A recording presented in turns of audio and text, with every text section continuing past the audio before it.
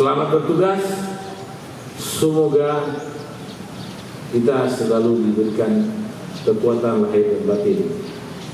Dan diharapkan sekecil apapun yang kita berbuat menjadi ibadah buat kita semuanya.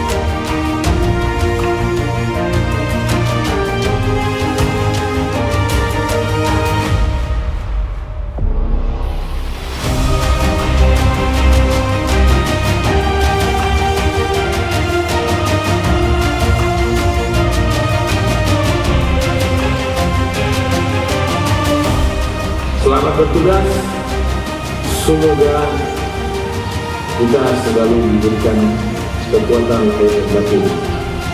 Dan diharapkan sekecil apapun yang kita berbuat menjadi ibadah buat kita semuanya.